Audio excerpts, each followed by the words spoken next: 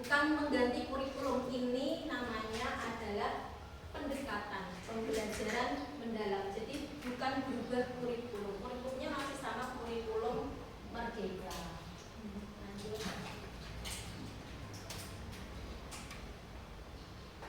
Nah, terkait dengan pola pikir. Nah, semakin lama kita sudah mengalami berbagai macam perubahan kurikulum.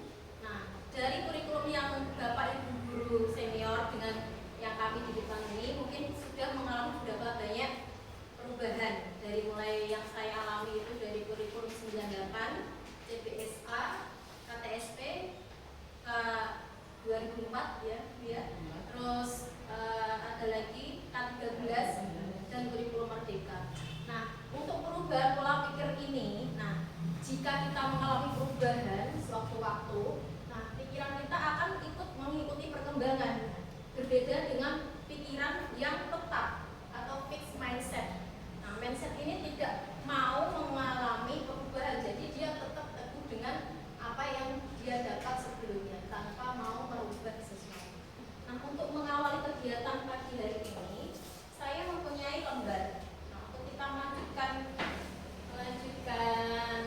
diseminasi di kesempatan ini, saya ingin meminta Bapak Ibu guru mengisi lembar ini. Nah, nanti ini dilingkari terkait dengan pola pikir bertumbuh atau growth mindset. Apakah Bapak Ibu guru menerima perubahan atau tidak? Silakan diisi.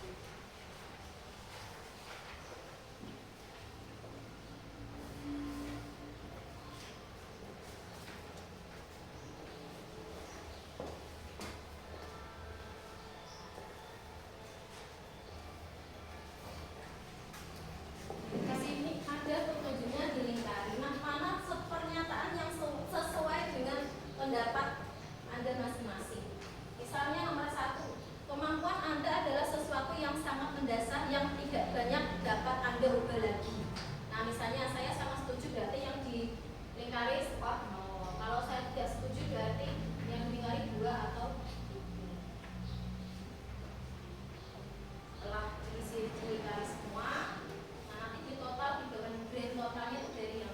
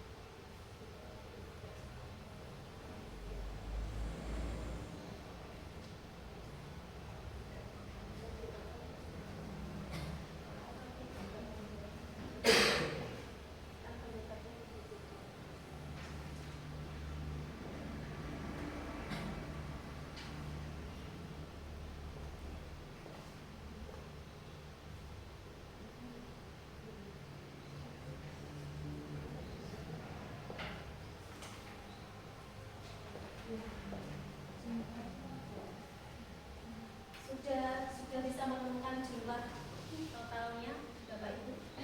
Sudah ada yang menemukan? Sauder di rank mana Sauder? Di rank BF. Berarti ini grow fix, berarti di tengah-tengah. Bisa menerima perubahan, kadang tidak mau. Jadi kalau G grow berarti bertumbuh. Mau menerima perubahan. Iya, mau ya. Ini tidak menjadi dasar yang baku. Cuma ini untuk apa? Mungkin ada yang memahaminya, pertanyaannya itu kan ada yang negatif dan positif. Jadi untuk apa? Ini untuk reng-rengan saja. Selanjutnya,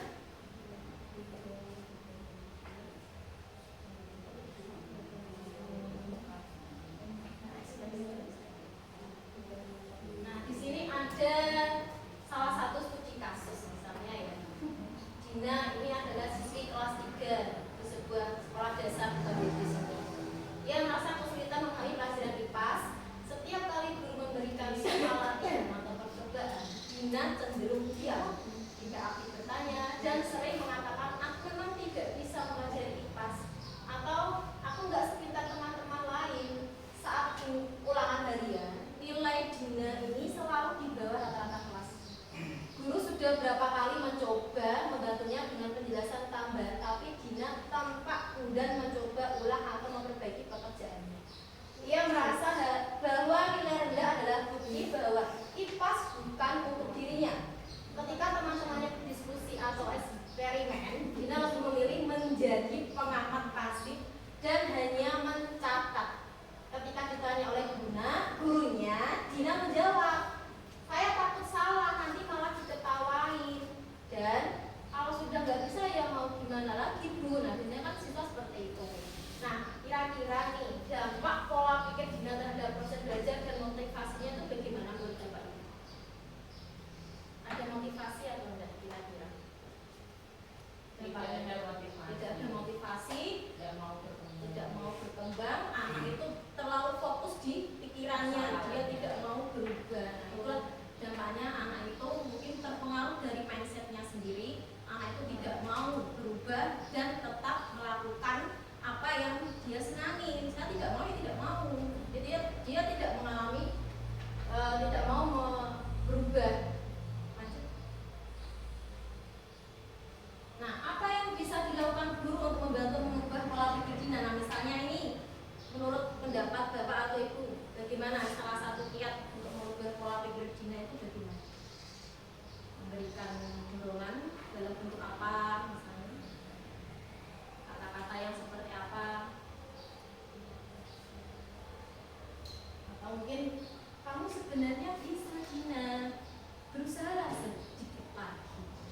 Kita sebagai guru itu memberi dorongan-dorongan yang positif supaya Dina itu mau membuka pikirannya bahwa IPAS itu bukan pelajaran yang sulit, semua itu bisa mencoba. Lanjut. Nah, jika Anda adalah guru IPA Dina misalnya waktu pelajaran IPAS, bagaimana Anda akan menciptakan lingkungan belajar yang mendukung pola pikirnya?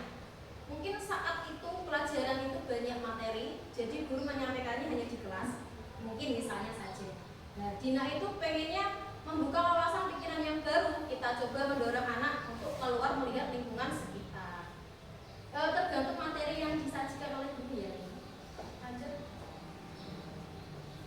Nah, ini surface learning, GM dan deep learning kaitannya. Nah, dulu itu kita itu hanya mempelajari yang nampak saja, yang kelihatannya mudah. Yang anak-anak itu hanya menghafalkan materi banyak. Nah, GMAT ini, grow mindset ini, kita olah pikir anak-anak itu untuk terus berubah mengikuti zamannya. Dari surface learning ini, dari keluar zona nyaman yang harus melewati zona ketakutan agar bisa masuk ke deep learning. Nah, yang bawah ini seperti gunung es terbalik ya. Oleh karena itu, grow mindset dibutuhkan agar bisa menghilangkan rasa takut untuk berhadapan dengan hambatan, tantangan, dan kesulitan. Seperti Dina tadi, dia berada di zona nyamannya, berpikir pasif terus, dia tidak mau bertanya, tidak bisa ya, tidak mau. Nah, sebagai guru kita mendorong dikeluarkan dari zona nyamannya, dikembangkan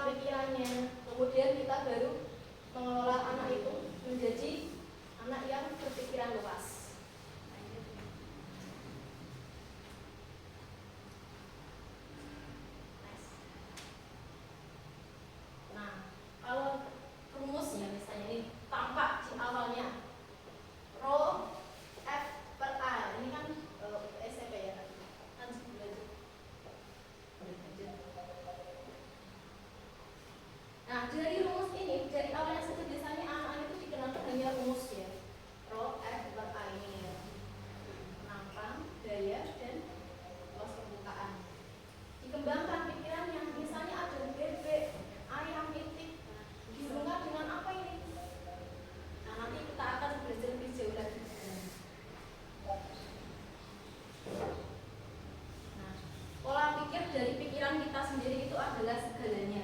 Dari pola pikir kita bisa bertindak untuk mengubah suatu hal yang masa lalu yang buruk atau mungkin yang belum selesai, yang harus kita ubah pola pikir menjadi yang terbaru dan menghasilkan hasil yang maksimal. Jadi misalnya tadi ini kan ada pernyataan, bikin pernyataan seperti itu ya, ini hanya untuk dasarnya saja, tidak terlalu fix dengan ini, dengan tabel ini. Nah, kalau orang berpikir dengan growth mindset, pikiran yang bertumbuh, maka dia yakin masalah yang hanya sedikit itu, jalan keluarnya banyak. Karena itu jangan menyerah, jangan putus asa, yakinlah ada jalan keluarnya. Ini kata Profesor Abdul ya, cuplikannya Bapak.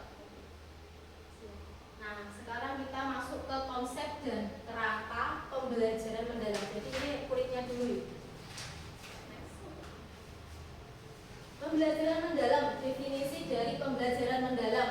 Ini adalah pendekatan yang memuliakan dengan menekankan pada penciptaan suasana belajar dan proses pembelajaran berkesadaran, bermakna, dan menggembirakan melalui olah pikir, olah hati, olah rasa, dan olahraga secara holistik dan terpadu.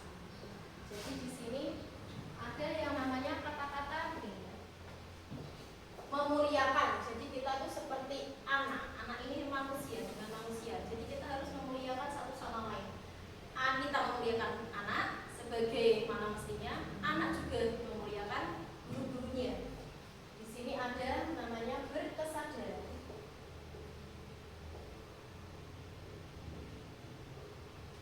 bermakna, dan menggembirakan.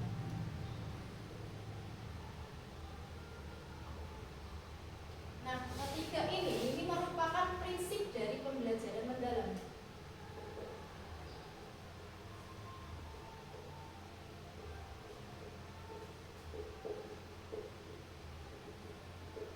Kita bisa menyingkatnya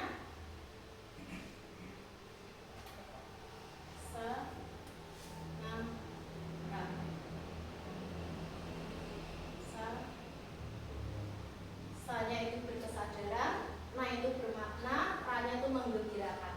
Ya, supaya kita ingat jembatan Borden. Lanjut. Nah, di sini ada lingkaran, di dalamnya ini ada namanya dimensi profil lulusan, ini di lingkungan paling luar. Ada prinsip pembelajaran, pengalaman belajar, dan kerangka pembelajaran. Nah, nanti ini disingkat angka 8 3 4. Nah, 8 ini itu dimensi profil lulusan. Nah, ini dulu ada yang namanya kalau di kurikulum Merdeka itu DPA-nya itu Pancasila ya. 3 ini prinsip, 3 ini pengalaman belajar, kemudian yang 4 ini kerangka pembelajaran. Nah, jauhnya nanti kita lanjut step selanjutnya.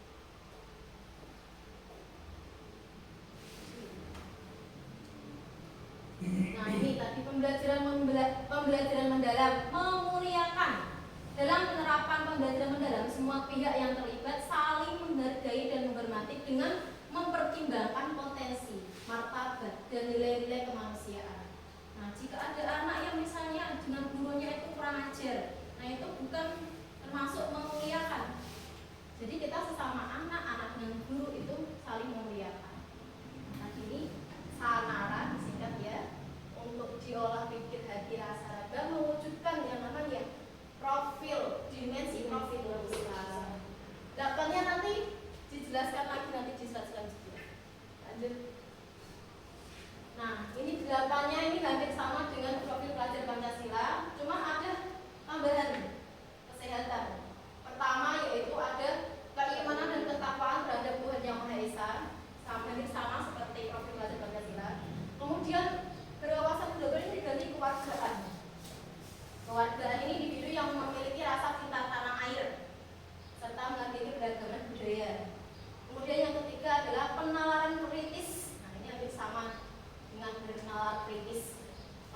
dan kreativitas. Lanjut. Nah, yang kelima, kolaborasi, kemandirian, kesehatan, dan terakhir komunikasi. Nanti sama dengan 7 profil belajar Pancasila, cuma ditambah kesehatan. Terus tadi ini sudah. Nah, yang ini kerangka pembelajaran yang keempat ini. Keempat dari kerangka pembelajaran ini ada praktik pedagogis. Nah, ini strategi mengajar yang dipilih guru untuk mencapai tujuan belajar dalam mencapai dimensi profil lulusan yang ada tadi 8 tadi. Nah, kemudian yang kedua yaitu kemitraan pembelajaran ini berbeda dengan kemitraan sekolah ya.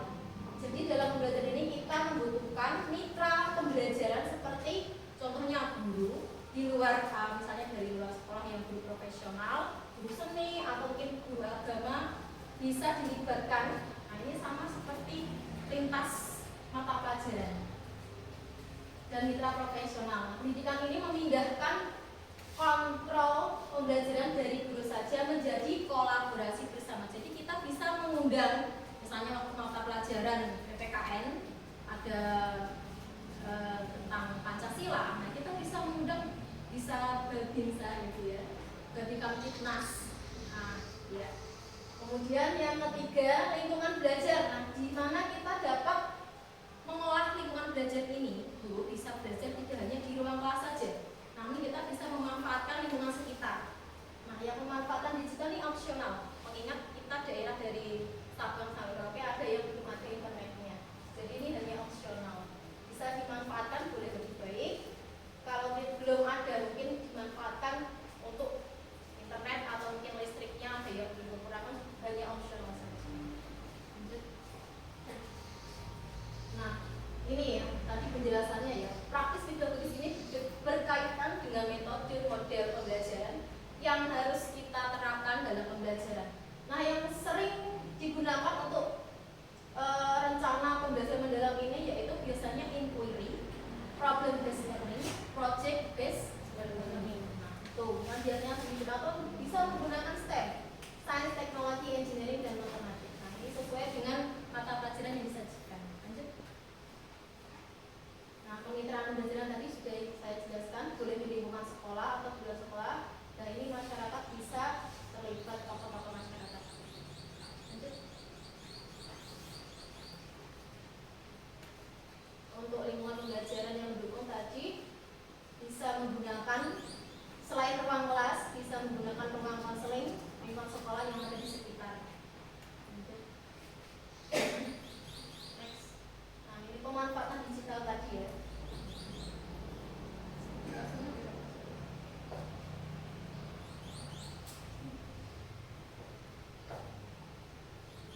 Nah, tentang yang 3 ini tadi belum ya.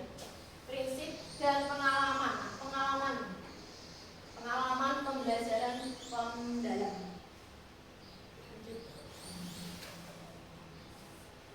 Nah, prinsip pembelajaran mendalam ini menjadi landasan penting yang memastikan proses belajar bisa efektif.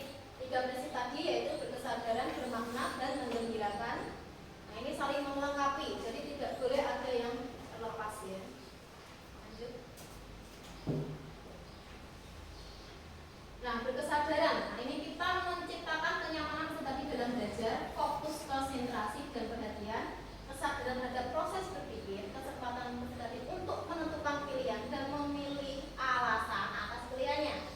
Kemudian keterlibatan dalam mengembangkan strategi belajar, keterbukaan terhadap perspektif baru, kemudian keingintahuan terhadap pengetahuan dan pengalaman baru yang bermakna kontekstual dan atau relevan dengan kehidupan nyata, keterlibatan peserta didik berperan dalam pemecahkan masalah atau isu terdekat di kehidupan nyata, kemudian keterkaitan dengan pengalaman sebelumnya, kebermanfaatan pengalaman belajar untuk diterapkan dalam konteks baru, keterkaitan dengan bidang ilmu lain dan pembelajar sepanjang harian.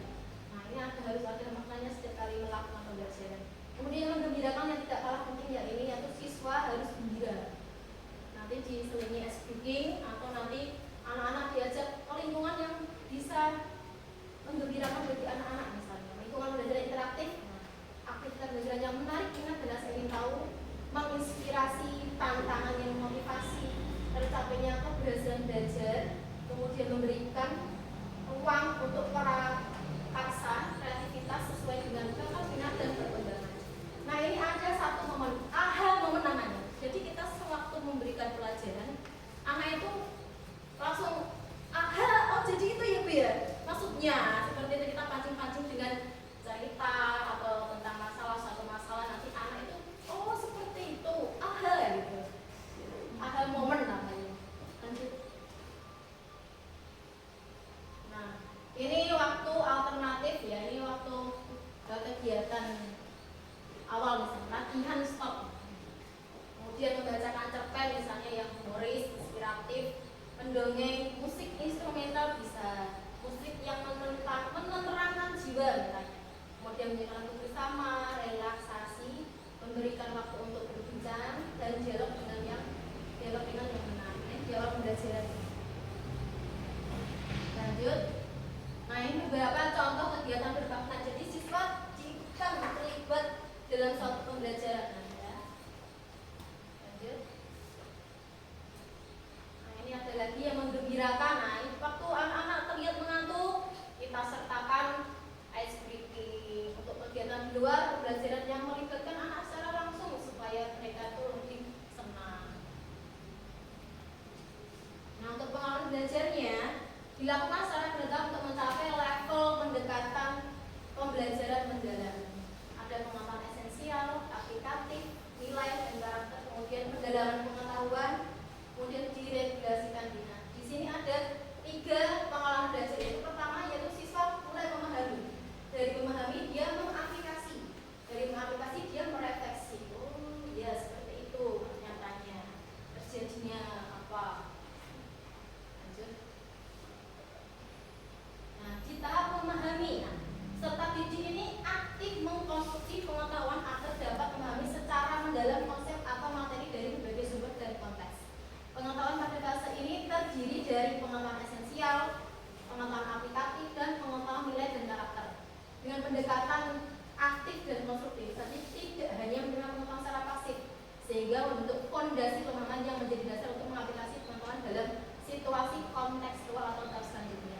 Nah, kita mengaplikasi, nah ini siswa peserta didik mengaplikasi pengetahuan dalam kehidupan secara kontekstual. Kemudian merefleksi, proses ini di mana terjadi mengevaluasi dan memaknai proses serta hasil dari tindakan atau praktek nyata yang telah mereka lakukan.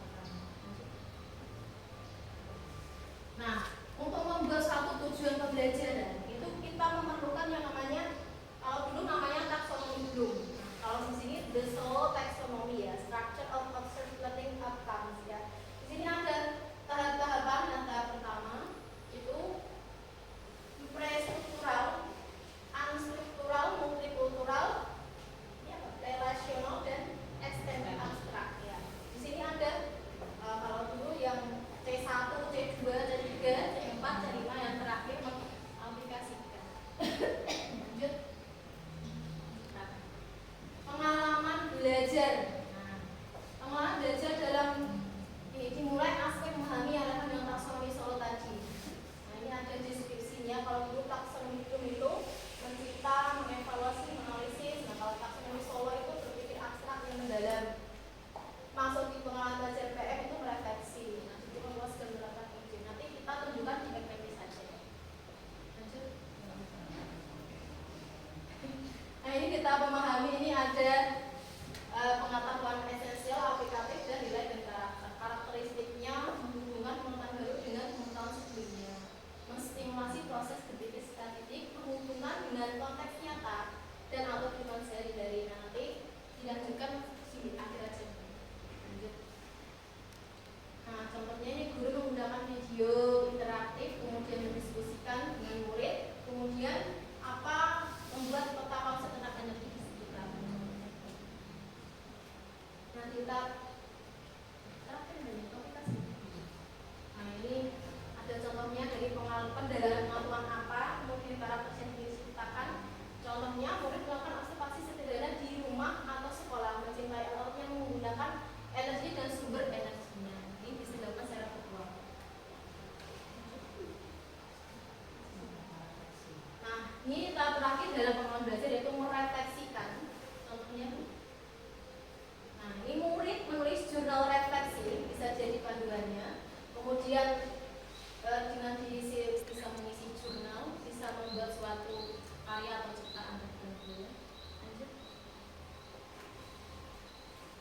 selanjutnya akan dilanjutkan oleh rekan saya Ibu Kantini tentang asesmen pembelajaran, kemudian nanti terakhir RPP kita akan menganalisisnya. Terima kasih.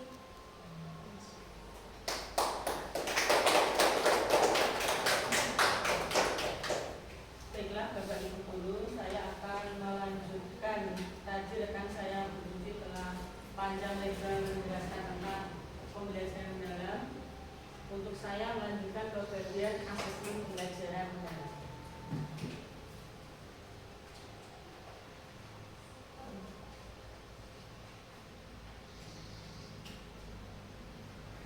Untuk asesmen pembelajaran mendalam ini ada dua asesmen. Yang pertama asesmen formatif, yang kedua asesmen sumatif. Untuk pengertian asesmen formatif, yaitu asesmen yang bertujuan untuk memberikan informasi atau umpan balik bagi pendidik dan murid untuk memperbaiki proses pembelajaran. Di asesmen formatif ini terbagi ada dua. Yang pertama, asesmen di awal pembelajaran yang dilakukan untuk mengetahui kesiapan murid mempelajari materi ajar atau mencapai tujuan pembelajaran yang direncanakan. Misalnya, seorang guru menanyakan bagaimana pembelajaran yang kemarin dihubungkan dengan yang pembelajaran yang akan diajarkan nanti. Itu untuk mengetahui asesmen di awal pembelajaran. Untuk yang kedua, asesmen di dalam proses pembelajaran. Ketika guru sudah melakukan pembelajaran, kita nanti bisa melakukan asesmen formatif. Kalau saya biasanya menggunakan ada buku jelas, ada buku A sama buku B. Untuk yang formatif biasanya ke yang buku B. Untuk asesmen formatifnya kita ke buku A. Untuk asesmen sumatif, pengertiannya yaitu asesmen yang dilakukan untuk memastikan ketercapaian tujuan pembelajaran pada jenjang pendidikan dasar dan menengah. Asesmen ini bertujuan untuk menilai pencapaian hasil belajar murid sebagai dasar penentuan. Bisa untuk kenaikan kelas ataupun kelulusan dari satuan pendidikan. Kita biasanya di semester 1 setelah ada penilaian semester 1 kita melakukan asesmen yang dinamakan asesmen sumatif.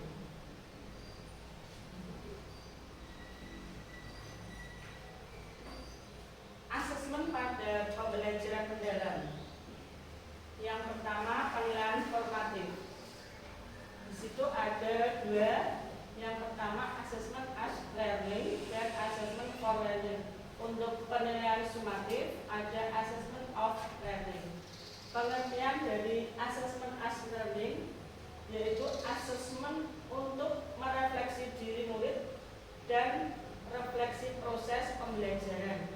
Contohnya ada jurnal reflektif, self-assessment, atau checklist, kemajuan belajar, dan lainnya. Untuk assessment for learning, asesmen untuk perbaikan proses pembelajaran. Contohnya peta konsep, umpan balik formatif, cluster assessment, CAT, observasi, dan lainnya. Penilaian sumatif, assessment of learning, asesmen untuk mengukur capaian pembelajaran di akhir pembelajaran. Kita bisa menggunakan tes lisan atau tes tertulis, laporan penilaian, proyek, portofolio, dan yang lainnya. Contoh dari teknis asesmen. Di sini ada beberapa contoh. Yang pertama, ada observasi. Asesmen yang dilakukan dengan cara mengamati langsung perilaku atau aktivitas murid dalam proses pembelajaran. Tentunya Bapak Ibu sudah melakukan teknis asesmen observasi ya. Kita bisa langsung mengamati pembelajaran anak langsung kita nilai itu salah, seperti itu ya. Terus kita memberikan nilainya. Untuk tes project, asesmen terhadap serangkaian aktivitas terencana yang menghasilkan produk tertentu. Berikutnya, tes lisan, menilai pemahaman murid secara langsung melalui komunikasi verbal. Bisa kita lakukan seperti wawancara, kita bertanya, anak menjawab, oh betul itu. Misalnya 2 kali 3 sama dengan 6. Betul, berarti kita melakukan tes secara lisan. Untuk kinerja, menilai kemampuan murid melalui suatu tugas atau aktivitas nyata.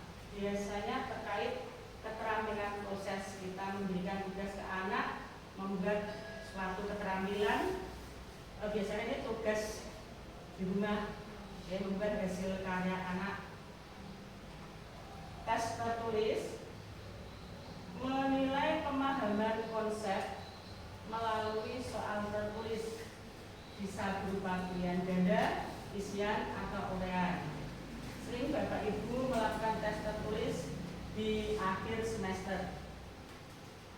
Untuk penugasan, tugas individu atau kelompok sebagai bentuk latihan atau penguatan pembelajaran.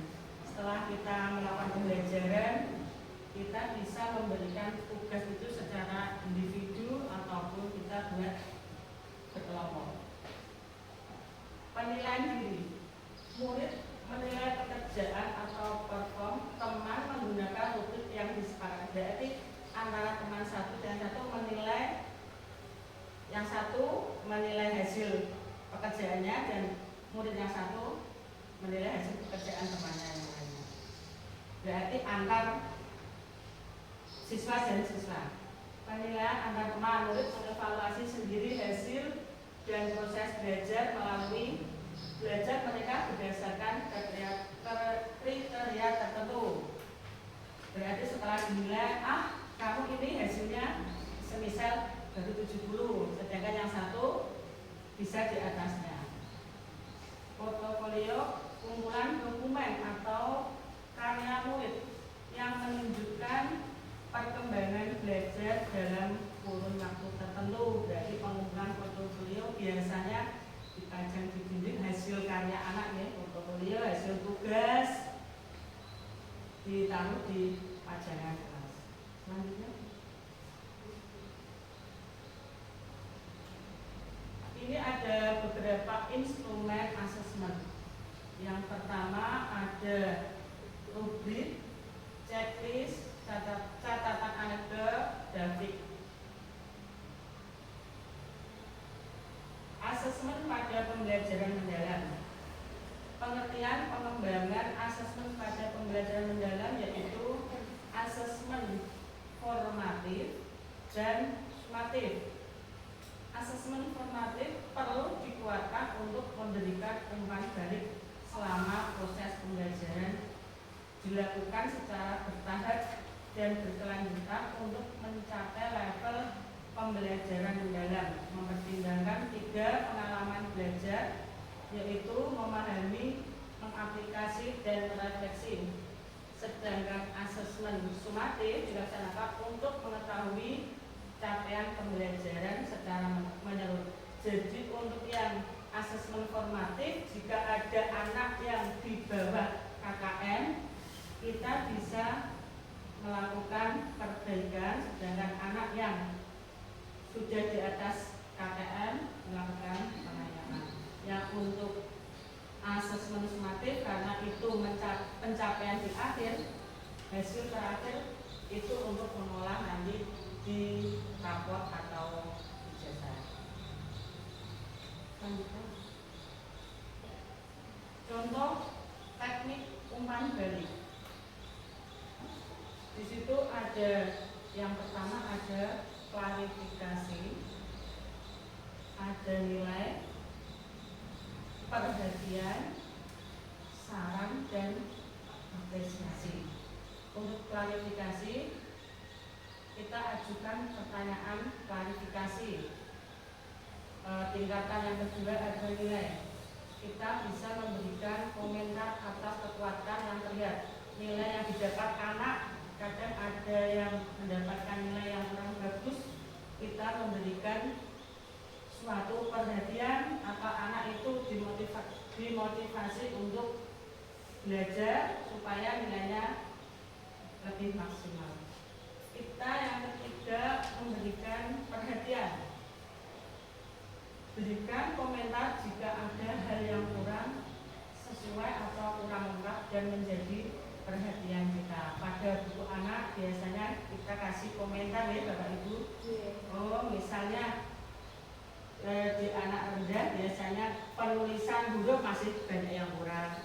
Ini untuk kata perlu dilengkapi. Untuk anak yang tinggi karena materi sudah kita anggap sulit, jadi pendalaman untuk meningkatkan pembelajaran di materi ini lebih diperkuat atau lebih dipelajari. Untuk saran, berikan saran untuk pengembangan. Kita memberikan saran kepada anak didik kita supaya bisa memotivasi anak lebih baik. Apresiasi, pujian atas usaha yang telah dilakukan oleh anak kita. Bapak Ibu guru sering memberikan, walaupun itu tidak berupa hadiah, kita hanya bisa memberikan pujian. Wah, anak ini pintar, dapat nilai 100, kasih tepuk tangan. Terus tadi ya anak kurang maksimal atau nilainya di bawah KKM, kita tidak terus menjatuhkan, tetapi memberikan motivasi untuk kedepannya bisa belajar ditingkatkan.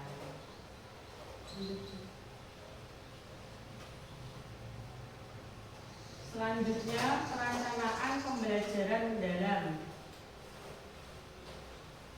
Perencanaan pembelajaran mendalam yang pertama ada identifikasi. Identifikasi di sini yang pertama mengidentifikasi kesiapan murid. Bisa kita menanyakan sampai seberapa kesiapan murid di saat awal akan mengikuti pembelajaran.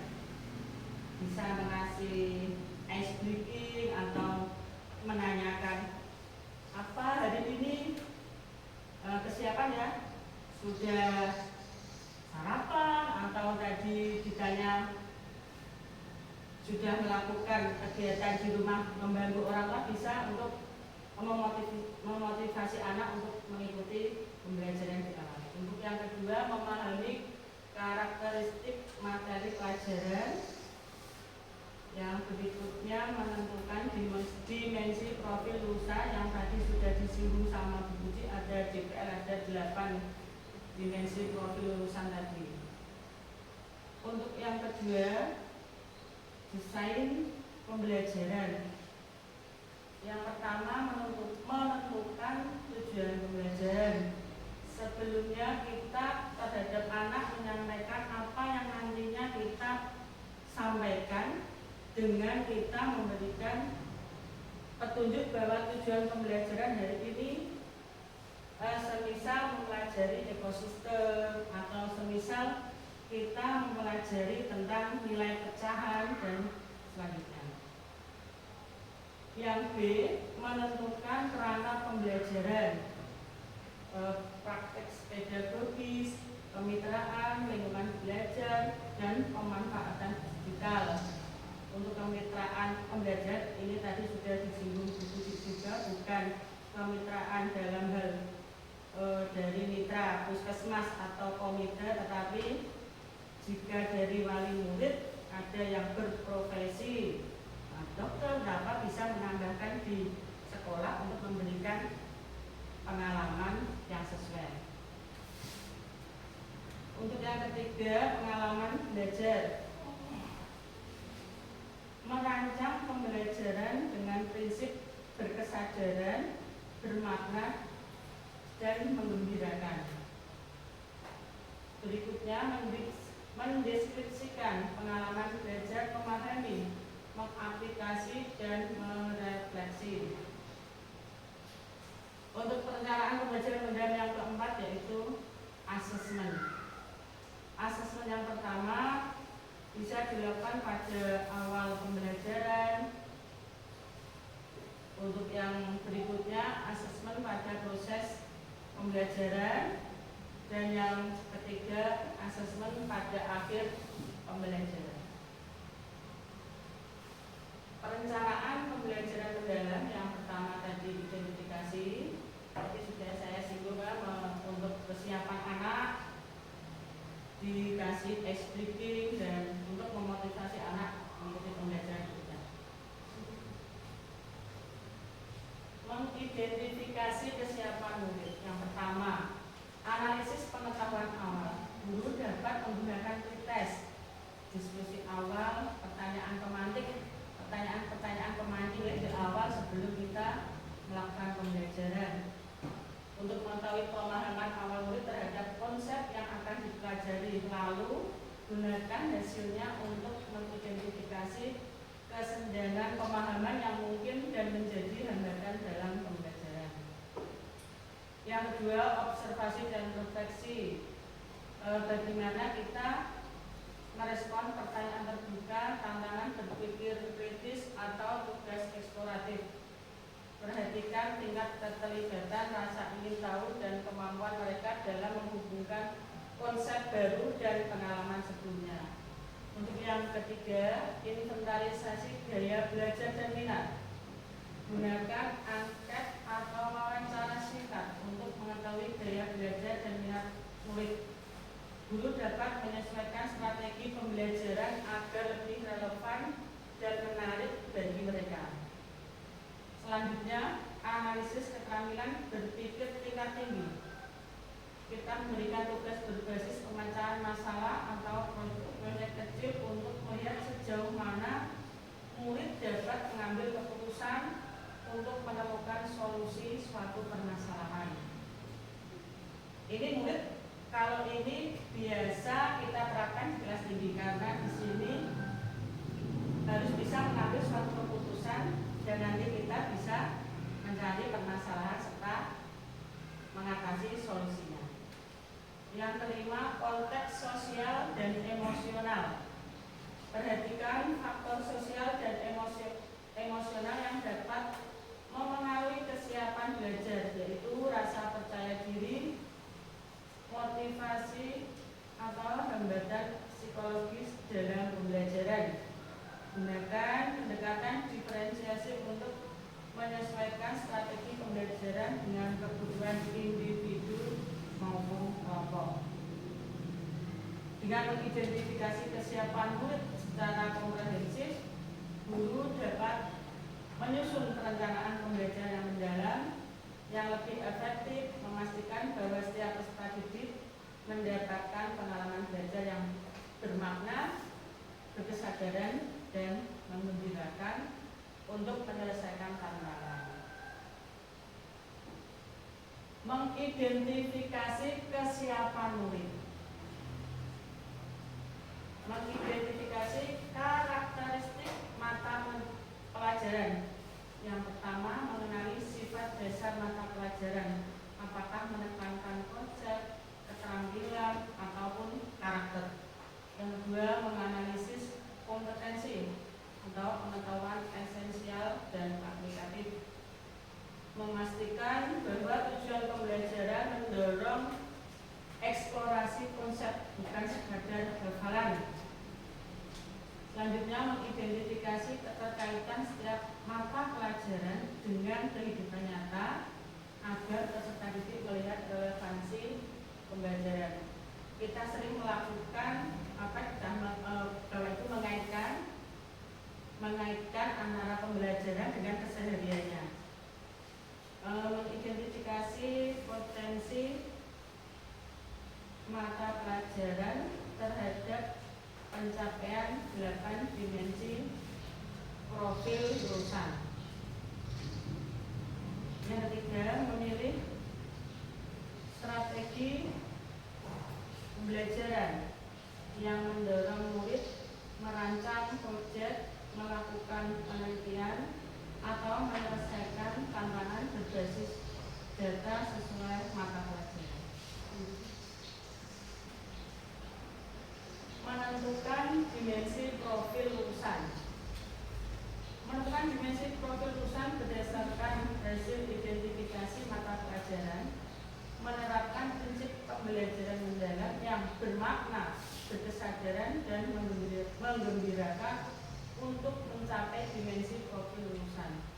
Pilih dimensi yang relevan, yang sesuai dengan tujuan belajar. Jadi ketika kita membuat RPM, rencana belajar berjalan, kita menyesuaikan dari 8 profil lulusan serta disesuaikan dengan mata pelajaran yang akan diajarkan.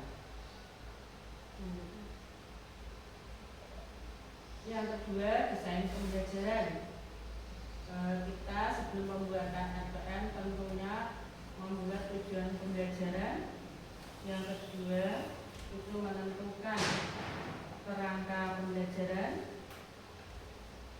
Tadi ada kaitannya praktis pedagogis, kemitraan pembelajaran, lingkungan belajar, dan pemanfaatan digital.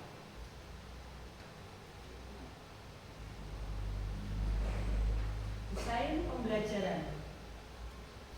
Menentukan tujuan pembelajaran. Tujuan pembelajaran diturunkan dari capaian pembelajaran. Penulisan tujuan pembelajaran sebaiknya memuat 2 komponen utama, yaitu 1. Kompetensi, kemampuan murid sebagai hasil dari proses pembelajaran. Tujuan disusun dengan menggunakan kata kerja operasional yang relevan. Pertanyaan panduan yang dapat digunakan untuk antara lain secara konkret, kemampuan apa yang perlu murid tunjukkan. Yang kedua, tahap berpikir apa yang perlu murid tunjukkan. Untuk komponen yang kedua, konten pada lingkup materi berupa pengetahuan esensial dan pengetahuan aplikatif yang perlu dipahami pada akhir 1 unit pembelajaran.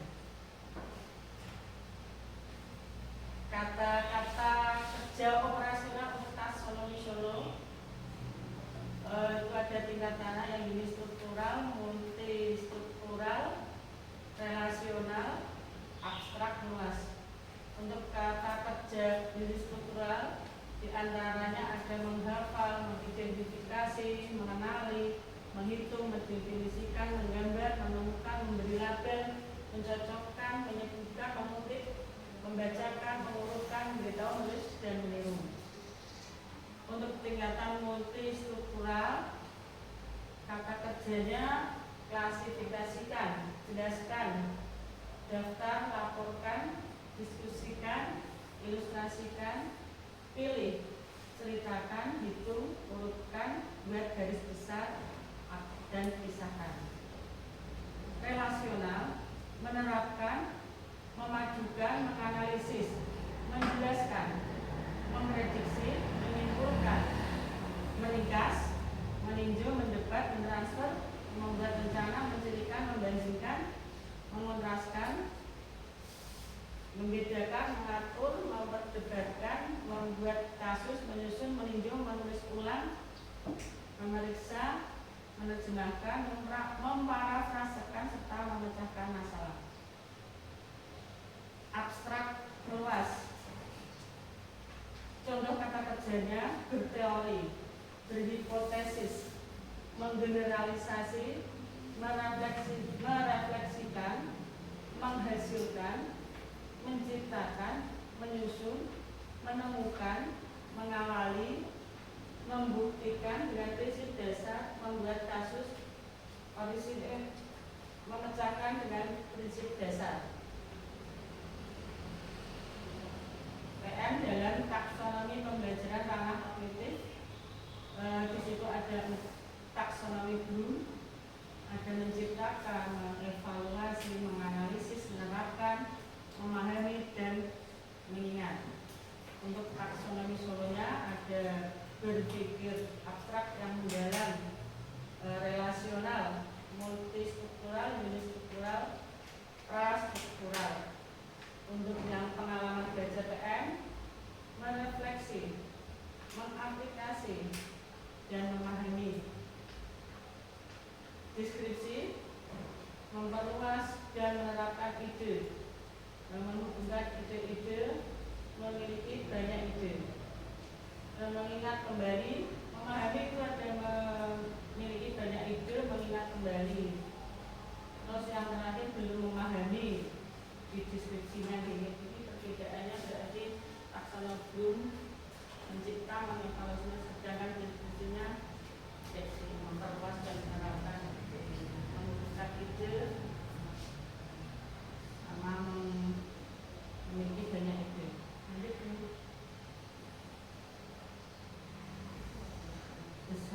pembelajaran.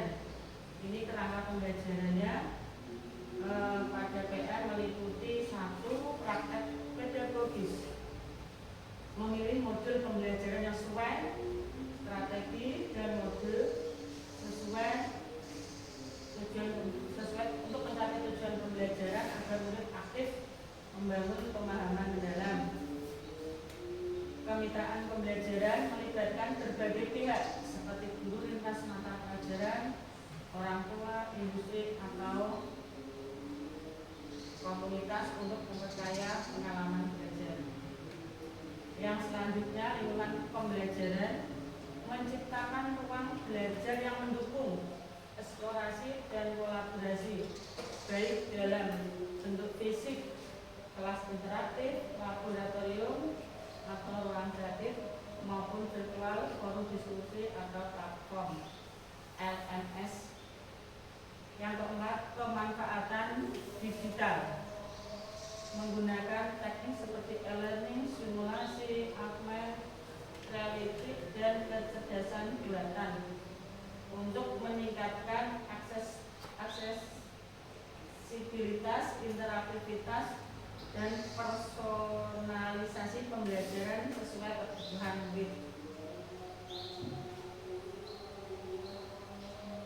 Prinsip pembelajaran mendalam ini ada yang pertama, kesadaran, bermakna, dan menggembirakan. Kesadaran pengalaman belajar peserta didik yang diperoleh ketika mereka memilih kesadaran untuk menjadi pembelajar yang aktif dan mampu meregulasi diri. Peserta didik memahami tujuan pembelajaran, termotivasi secara intrinsik untuk belajar, serta aktif mengembangkan strategi belajar untuk mencapai tujuan.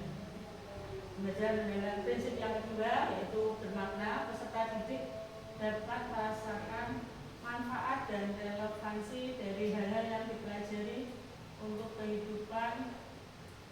Peserta didik mampu memproduksi pengetahuan baru berdasarkan pengetahuan lama dan menerapkan pengetahuannya dalam kehidupan yang nyata. Prinsip pembelajaran yang ketiga yaitu menggembirakan. Belajar yang menggembirakan merupakan suasana belajar yang positif, menyenangkan, menantang, dan memotivasi.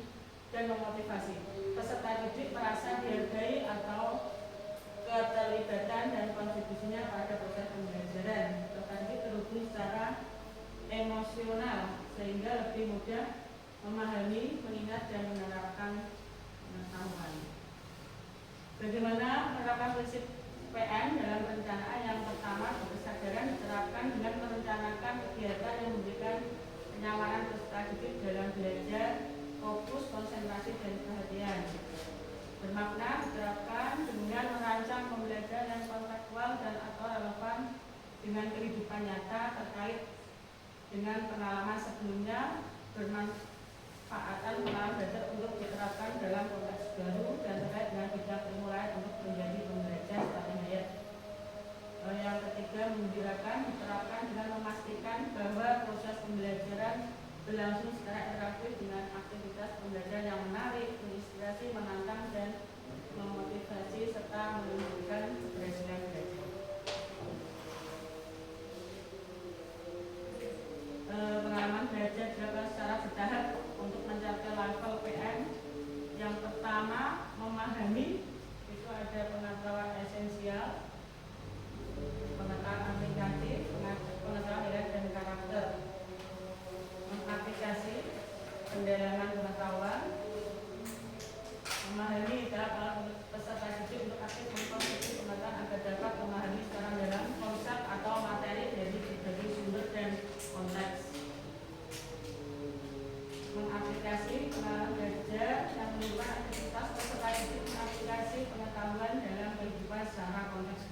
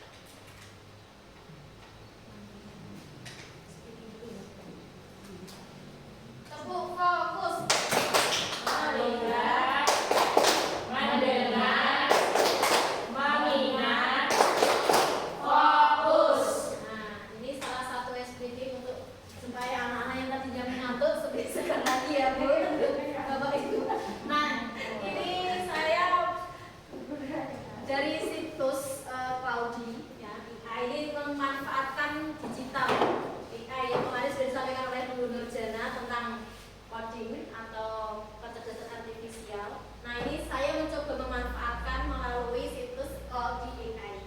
Nah, ini tujuannya untuk bukan karena kita plagiat tidak ya. Ini contoh membuat rencana pembelajaran mendalam.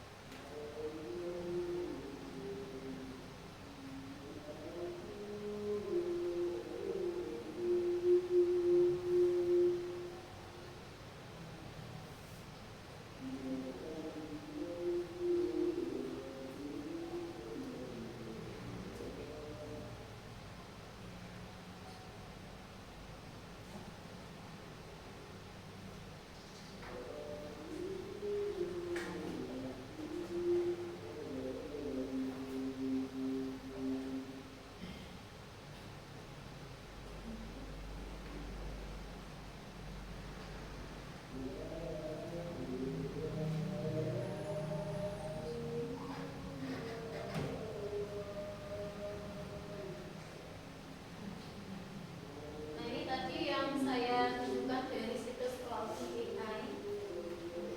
Ya.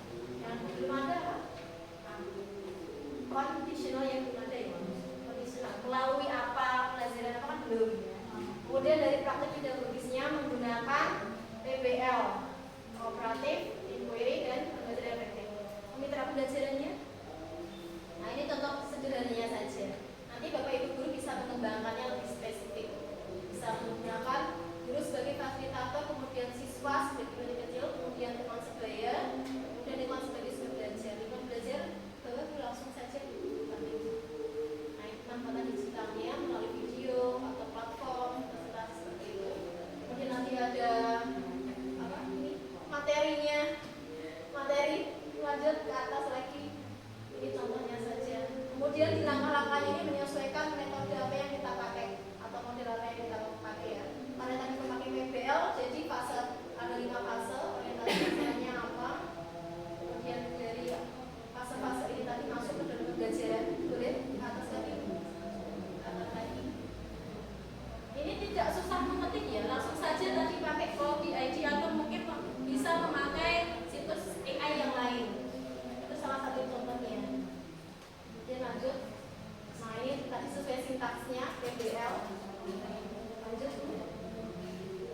Kemudian di asesmennya, lanjut kita cari asesmennya. Nah, ini